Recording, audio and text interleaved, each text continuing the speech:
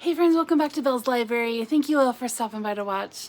Tonight I want to share with you guys my mid-month wrap-up. Today is August 15th, so we are halfway through. I have 2 books that I've finished, 2 books that I'm reading, and 3 books that I purchased today when I was out shopping, and so I want to share all that stuff with you guys today. I'll start with the most recent book that I read this month. This is The Witches by Stacy Schiff. I actually just finished this last night. It is a pretty thick hardcover. I think it was about 417-ish pages. And overall, I am glad that I read it. So, ever since I was a little kid, I have had an interest in the story of the Salem witch trials. I think when I was younger, I knew my family came from the New England area and I had never been there before. I wasn't sure what part of New England they came from, and so I always wondered, were my ancestors involved in this?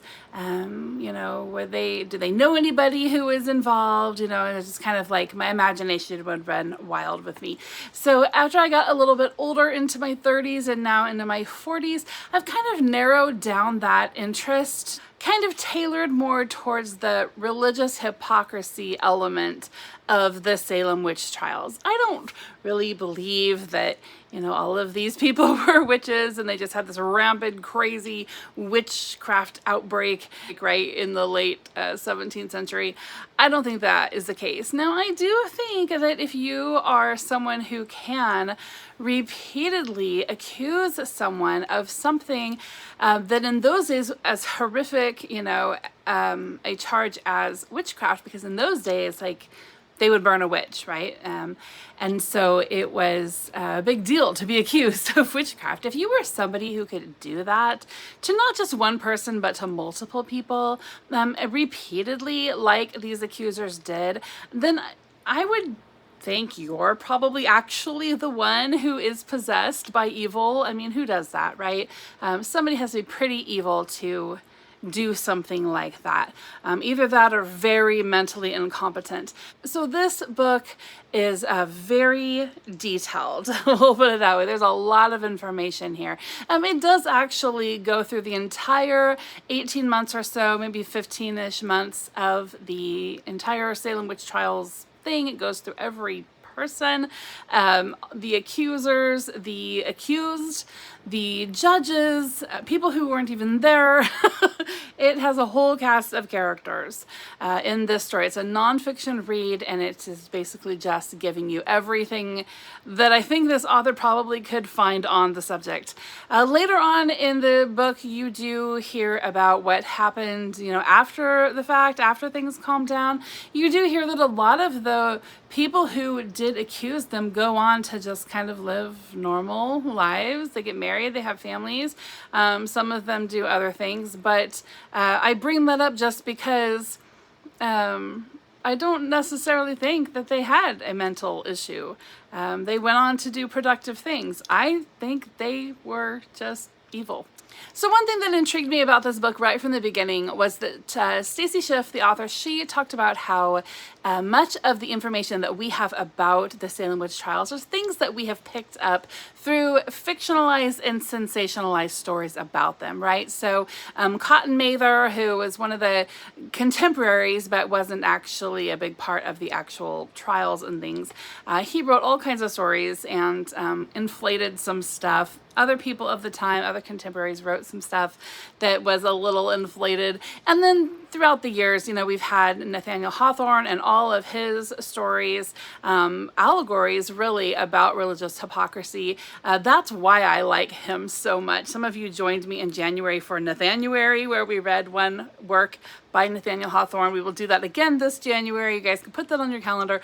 I really like Nathaniel Hawthorne, but one of the biggest reasons why is because he addresses religious hypocrisy in a entertaining way, and he makes a lot of points that I'm like, yeah, I'm with you, buddy.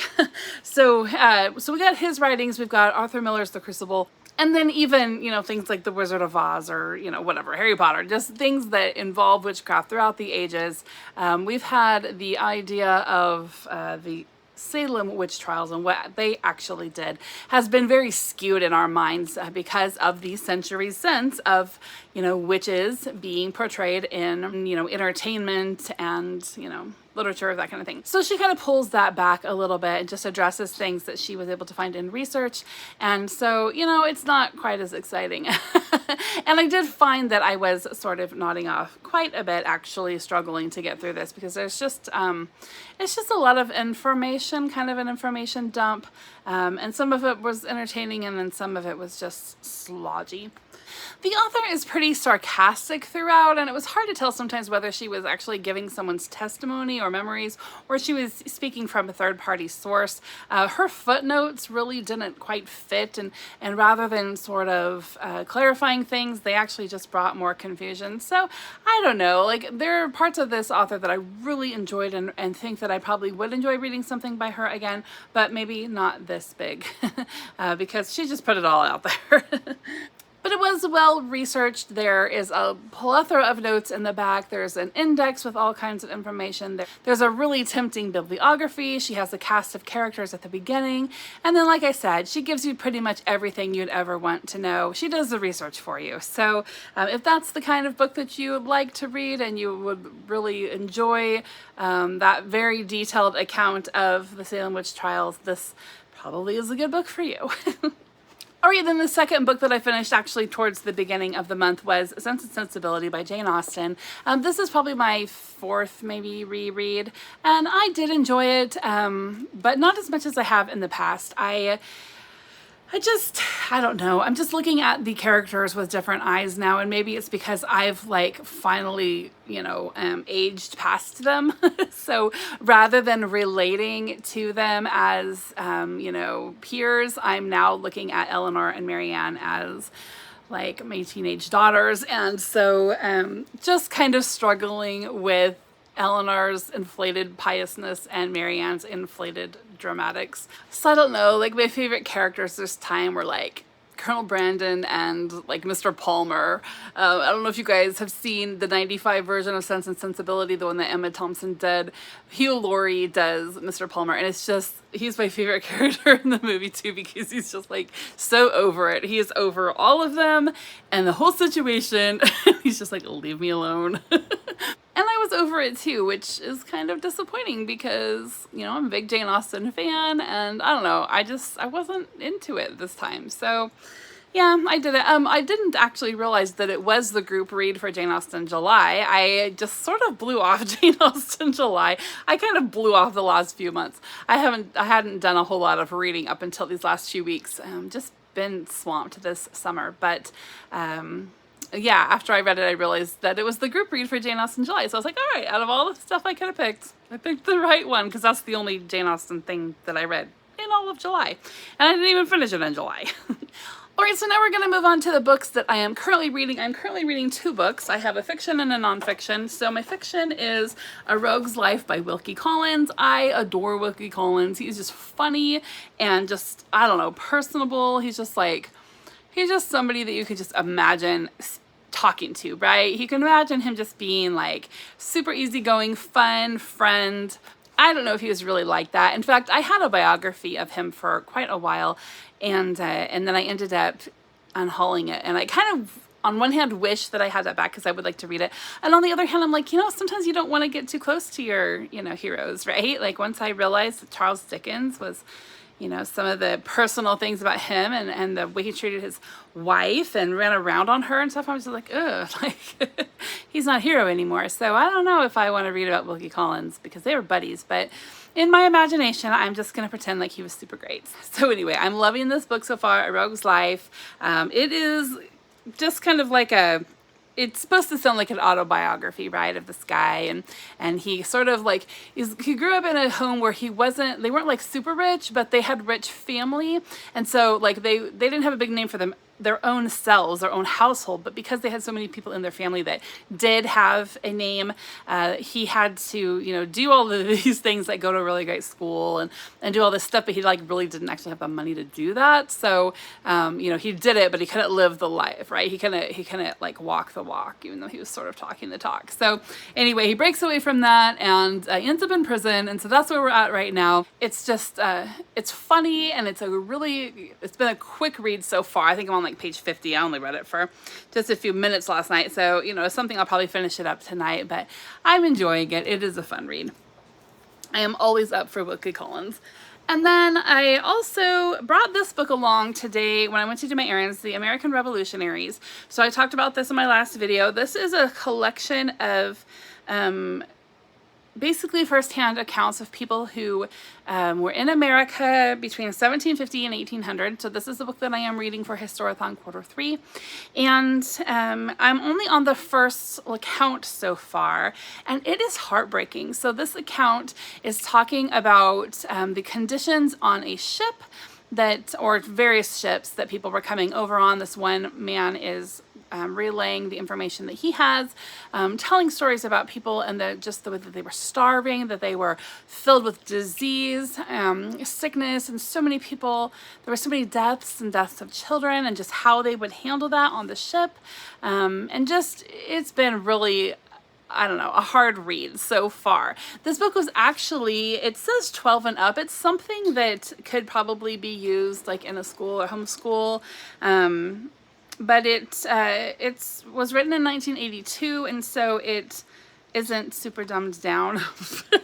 So I'm enjoying it. Like, it's at a good level, a good pace for me to just kind of get an introduction. Now, I know that sounds horrible because I would consider myself to be a well-educated, well-read, middle-aged American. So I should not need a dumbed down version of American history. But I will just tell you guys, I have spent the good majority of my adulthood studying British history and British literature and classics. And, if I read a book by an American, it was a classic. It was something that was written a long time ago. And I just haven't done a deep dive into my own country's history. I'm not super patriotic.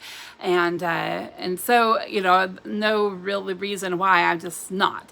And so I think mostly it's just that I have all these things going on in my head and my imagination, right, of the grass being greener on the other side. And so this year I actually committed to spending more time getting to know my own country and the history of my own country, right? Because I can give you the basics, but I can't give you the details. And so I think that the first-hand accounts in this book are really going to kind of open my eyes to some things.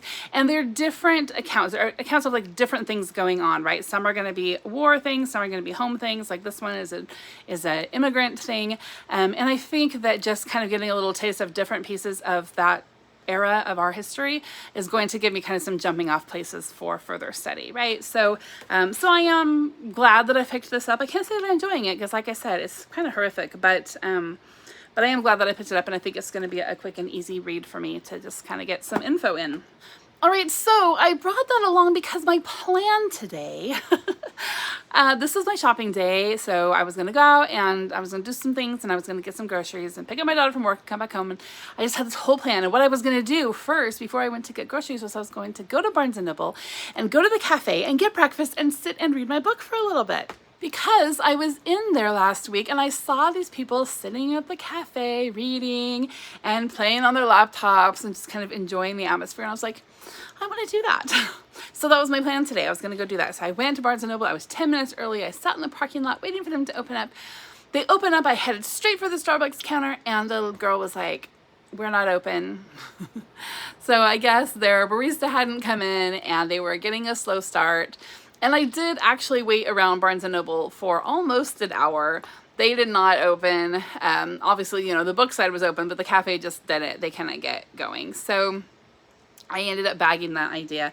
And then I went to the Starbucks across the street and got a hot chocolate and sat in the parking lot waiting for my daughter to get off work and read from The American Revolutionaries. So I sort of did it, but it wasn't exactly what I had planned. But while I was there at Barnes & Noble, I picked up 3 books.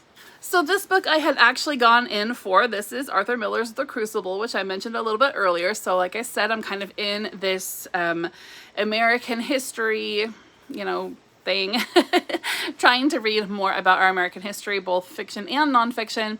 Arthur Miller's The Crucible is a story about the Salem witch trials. It's put in play form. So that also fulfills another one of my goals for this year, which was to read at least one play. I am not one who enjoys reading plays or poetry. And so I have actually 10 poets on my list. I did not realize that till I went back and looked last night. That is my goal, was to read from 10 different poets this year. So I need to get on it because I think I've only read Emily Bronte. And that might be it. Actually, I did find, I'll show you this. I did find my book of poetry from high school. And so I guess I read from it. I don't know if that counts though, but I did read from this afternoon because I'm getting ready to, file it away here in the library, and so I figured I would read through it before I put it away. That doesn't count. So anyway, I got 9 to go. But all that to say, the play, The Crucible. So this one they made into a movie, right, with Winona Ryder. I think maybe we might have watched it in high school. I don't really remember it very well, but I'm going to read through this and just kind of see, after reading the nonfiction that Stacy Schiff wrote that I just talked about, I'm interested to go back now and read this and see how much is sensationalized or how much is fictionalized or just, assumed or wondered about or whatever in this story. And then I think later on I will probably read The Scarlet Letter. In fact, I may read that for Nathaniel this year. Although The Scarlet Letter didn't exactly pertain to the witch trials, it was, it did take place in the same, place with the same people. And so, you can get a good feel for things by reading that as well. But I'm going to read through Arthur Miller's The Crucible, and that will be my play, and that will be another book to add to my American history list. And then I picked up Mrs. Dalloway by Virginia Woolf. So I am planning on doing a video on Virginia Woolf's A Room of Her Own. I had this crazy idea to do kind of rereads of books that I was very critical about in the past, see if my mind has changed, and then talk about that. So that is one that I'm going to do. I don't think that I was necessarily critical of Virginia Woolf's words in A Room of Her Own as much as I have been critical of the way that it's been used over the years to sort of make certain points about women and feminism and things. And so I just kind of have some stuff I want to talk about regarding that book. But I figured I'd pick up another by Virginia Woolf because A Room of Her Own is the only one that I've read recently enough to remember it. And so I was going to grab this one and just get, and this one I think is pure fictional story. And so I really don't know much about it. And so we'll read through it. And then maybe that will also help me to get some insight into where Virginia Woolf was coming from in her essay, A Room of Her Own, and see if maybe I want to change my perspective on that story before I make that video. All right, and then lastly, this was a total impulse buy. This is called The Bookshop by Evan Fress, A History of the American Bookstore. I think that I actually did see this on Goodreads the other day when I was just kind of, hanging out in there on that site. But this was sitting up on the counter when I went up to try to figure out where in the world Barnes & Noble keeps their plays because I looked online and they had The Crucible. It said they did, and I scoured that store for a good 45 minutes.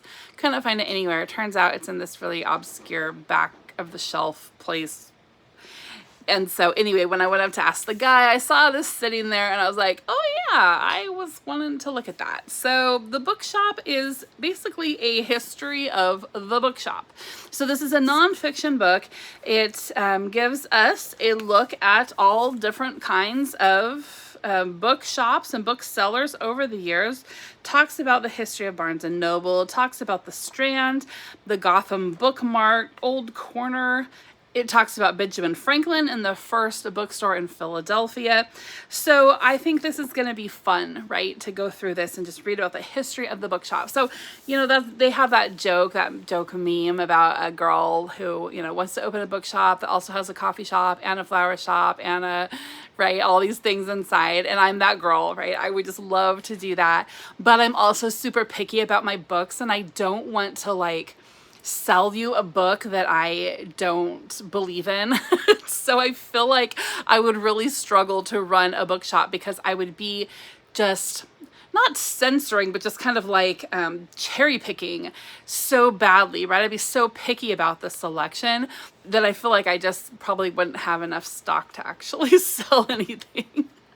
But I think I'm mostly just picky about fiction. And when I was in Michigan, there was a guy who had a bookshop, and it was all nonfiction and classic. I think I talked to you guys about that shop. I got a couple things in there, and I just was like, you know what? That's what I could do. I could do it because I'm not picky about nonfiction, because you're learning things, right? You're being educated. So even if it's stuff that, you know, I think is, you know, not interesting, or maybe it doesn't fit my, you know, beliefs or morals or whatever, nonfiction to me is completely different. Like, I wouldn't read a book about witches that is a fiction book unless it's like portraying them in a bad light, right? Or it's like children's, like Wizard of Oz or something.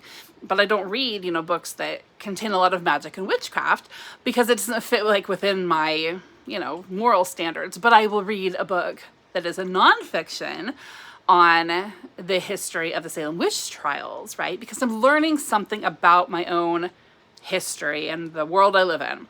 And so I feel like I would be much more likely to open up a nonfiction bookstore because I would feel less, you know, responsible, I guess, for the content of my shop. You know, if people are just learning stuff, right? So anyway, it's a dream. A dream is a wish your heart makes, right?